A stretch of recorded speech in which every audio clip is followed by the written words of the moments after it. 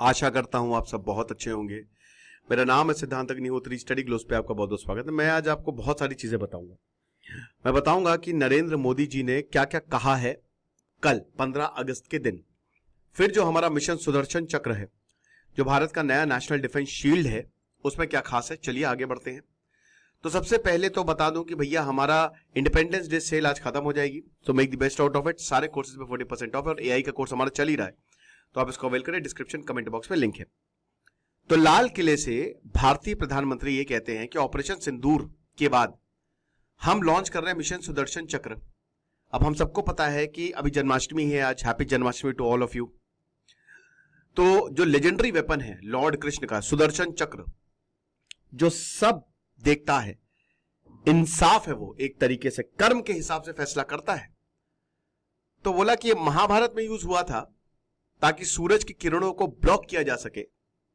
आपको याद है ना कि भैया अभिमन्यु, जब अभिमन्यु का वध हुआ था, अभिमन्यु एक ऐसा कैरेक्टर, मतलब अगर वीरता हो तो अभिमन्यु जैसी हो, तो अभिमन्यु चक्रव्यूह के अंदर तो चले गए लेकिन उससे बाहर नहीं आ पाए।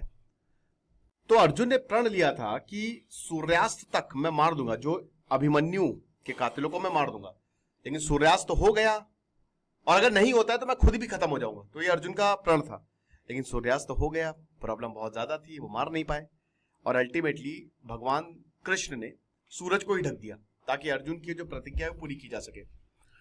तो 2035 तक बता रहे हैं कि इन द नेक्स्ट 10 इयर्स मैं स्ट्रेंथन और नेशनल सिक्योरिटी शील्ड को मॉडर्नाइज कर दूंगा, ये इन्होंने कहा है। अब एक मल्टी लेयर्ड सिक्योरिटी शील्ड होगी। मेरे ख्याल में सबसे बड़ी दो यहां पे अनाउंसमेंट है। एक तो प्रधानमंत्री जी ने बोला है कि बेरोजगारों को 15,000 रुपए दिए जाएंगे। मेरे ख्याल में ये गलत है बिल्कुल। ये फ्रीबीज वाली बात जो है ना, उसको हटा दीजिए।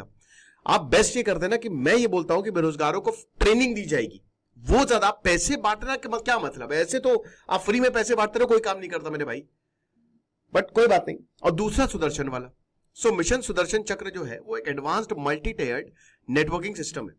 आपको पता है कि इस बार ऑपरेशन सिंदूर में हमारा जो एयर डिफेंस सिस्टम था विथ S400 100% एफिशिएंट था मेरे भाई, 100%। अब सुदर्शन जो है वो चूंकि भारत बना रहा है और जब इंडिया बनाता है तो क्वालिटी बनाता है, तो आप मान के चलिए कि इसमें सर्विलांस, साइबर सिक्योरिटी और एयर डिफेंस सिस्टम होगा। ठीक है, किसी भी एयर डिफेंस सिस्टम में बहुत सारे रेडार्स होते हैं, है ना, और उसके बाद फिर उसी हिसाब से मीडियम या लॉन्ग रेंज मिसाइल उसमें लगाई जाती हैं। तो शील्ड जो है वो लॉन्ग रेंज मिसाइल, एयरक्राफ्ट और अनमैन्ड एरियल व्हीकल यानी कि जो ड्रोन है उसको काउंटर करेगा। क्योंकि देखिए ये बहुत अच्छा तरीका है पाकिस्तान को जवाब देने का। भारत ने पाकिस्तान को बहुत ही शानदार और बहुत ही जबरदस्त जवाब दिया है और बहुत बढ़िया है ये, क्योंकि लगातार आसिम मुनीर बकबक किए जा रहा है। बड़बोलापन इसका देखिए कि हम भारत में ये कर देंगे, हम भारत में मिसाइल मार देंगे, हम जो है जो क्रिटिकल इंस्टॉलेशंस है वहां पे मार देंगे, हम जामनगर में अंबानी की रिफाइनरी को खत्म कर देंगे। तो भारत ने बोला कि आ जाओ बेटा, खत्म करके दिखाओ। तो ये एक तरीके से पाकिस्तान को भी मैसेज है कि ये कॉम्प्रिहेंसिव नेशन वाइड शील्ड होगी, कोई कुछ नहीं कर पाएगा। अब सोचिए S400 विद दिस। अब बाकी देखिए जितना भी अब प्रोजेक्ट में इसमें डिफेंस बाय DRDO तो आएगा ही आएगा, ठीक है, प्राइवेट सेक्टर आएंगे और जो हमारा आत्मनिर्भर है उस पे आएगा। फिर इंडिजीनियस जेट इंजन, ये भी बोला कि हम home grown fighter jet engine, अब कावेरी की बात हो रही थी, हमने F-35 क्यों यहां पे मना किया है? क्योंकि वो टेक्नोलॉजी शेयरिंग नहीं थी। अगर हमको किसी देश पे हमला भी करना है ना तो हमको अमेरिका से पूछना होता, इसलिए हम Su-57 की तरफ जाएंगे। हमको नहीं भूलना चाहिए कि जो चाइना है अपने 6th जनरेशन फाइटर एयरक्राफ्ट जो है वो पाकिस्तान को दे रहा है। और अभी मैंने एक लेक्चर लिया था 2-3 हफ्ते पहले, उसमें मैंने बताया था कि पाकिस्तान का स्क्वाड्रन भारत के बराबर आ गया। तो भारत को एयरक्राफ्ट, एयरफोर्स को बहुत तेजी से आगे बढ़ाना पड़ेगा, राइट। उसके बाद भारत जो कोविड वैक्सीन की सक्सेस है उससे कंपेयर किया, UPI डिजिटल पेमेंट की क्यों नहीं होना चाहिए हमारा made in India fighter jet. हमारा साइंटिस्ट और यूथ जो है एक डायरेक्ट चैलेंज की तरह इसको लेना चाहिए। बट मैं सरकार से यही बोलूंगा यार, देखिए इंडिया को हम दुनिया का सबसे बेहतरीन, अमेरिका में सब पीछे छूट जाएंगे, ऐसा देश बना सकते हैं, लेकिन टैक्स कम करने की जरूरत है। जिस दिन आपने टैक्स किया, जिस दिन आपने अच्छी फैसिलिटी दी, हर सरकारी ऑफिस में ये लिखवा दीजिए, क्योंकि इसका साइकोलॉजिकल इंपैक्ट होता है कि मैं टैक्स पेयर हूं। और टैक्स पेयर अगर आपके पास कंप्लेन लेके आना है तो आपको इज्जत देनी है। आप ये करवाइए काम यार, आप बोलने से कुछ नहीं होगा। जब तक आप टैक्स कम नहीं करेंगे तब तक भाई कोई डायरेक्ट चैलेंज नहीं लेने वाला, तो बढ़ेगा इंडिया तो बढ़ेगा अमेरिका, यूरोप और दुबई, अगर आज के जमाने में बात करें तो। GTX 337 इंजन और जो एम्बिशियस कावेरी प्रोजेक्ट है 1989 से लेकर अभी तक वो लटका हुआ है।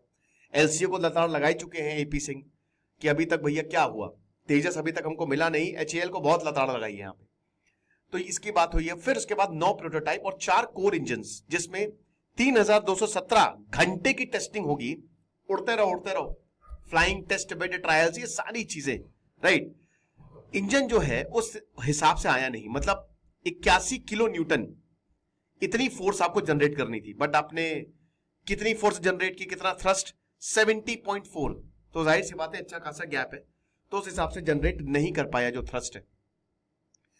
HAL जो है वो GE एरोस्पेस, जो कि अमेरिका की कंपनी है, अमेरिका और फ्रांस की बहुत जबरदस्त मोनोपोली है।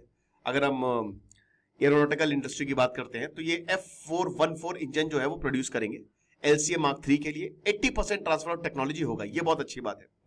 साथ ही साथ यूके और फ्रांस से भी हम, रोल्स रॉयस यूके और सैफरन फ्रांस से भी हम बात कर रहे हैं, ताकि जो हमारा एमका है जिसको हमको आगे 2035 तक डिप्लॉय करना है, 2035 तक भारत की मिलिट्री बहुत ज्यादा ताकतवर हो जाएगी, मतलब उसको भेदना बहुत मुश्किल हो जाएगा।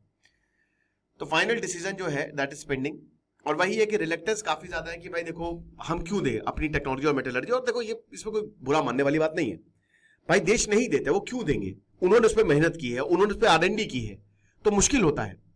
बाकी ऑपरेशन सिंदूर की बड़ी तारीफ करते हुए बोला कि हमारी आर्म्ड फोर्सेस ने ऐसी की तैसी मचा दी और जबरदस्त तरीके से घर में घुस के मारा। पाकिस्तान को भी न्यूक्लियर ब्लैकमेल का जबरदस्त रिप्लाई दिया है यहाँ पे, ठीक है, कि भारत 2047 तक डेवलप होगा। तो ये जो न्यूक्लियर ब्लैकमेल है या फिर एक्सटर्नल प्रेशर्स है, ये सब नहीं चलेंगे, ये आप सबको समझना पड़ेगा।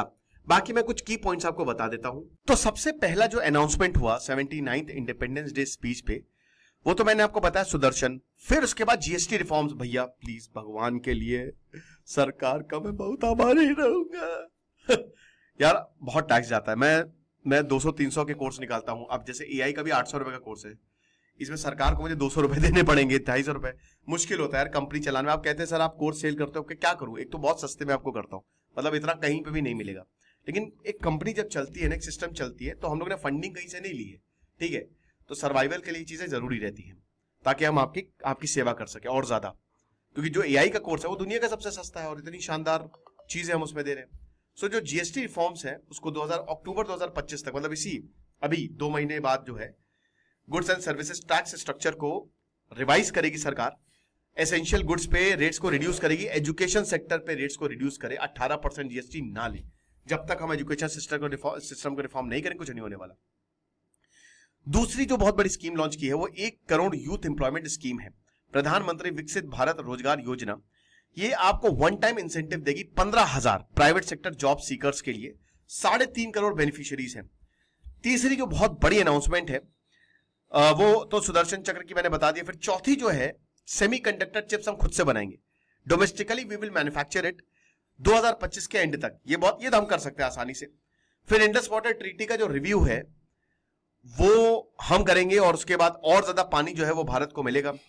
क्लीन एनर्जी, भारत ने 50% जनरेटिंग, जो इलेक्ट्रिसिटी हम जनरेट कर रहे हैं ना, वो नॉन फॉसिल फ्यूल से आ रही है, वो हमने ऑलरेडी अचीव कर ली है।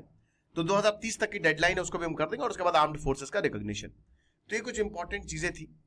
बाकी आपको क्या लगता है आप मुझे कमेंट बॉक्स में जरूर बताइएगा। बता दो कि प्रधानमंत्री मोदी जी की जो स्पीच थी वो 103 मिनट की थी, 103 मिनट, आप समझ रहे हो, लॉन्गेस्ट है ये। पिछली बार भी जो रिकॉर्ड बनाया था PM मोदी जी ने बनाया था 98 मिनट, वो भी पिछले साल। तो ये चीज है। खुश रहिए, पढ़ते रहिए। दिस इज सिद्धांत अग्निहोत्री साइनिंग ऑफ। हमारे शानदार कोर्स को आप अवेल करें, सब पे ऑफ है। आज आखिरी दिन है सेल का। और आर्टिफिशियल इंटेलिजेंस अगर आपको AI सीखना है तो इसमें तो जरूर है। Thank you.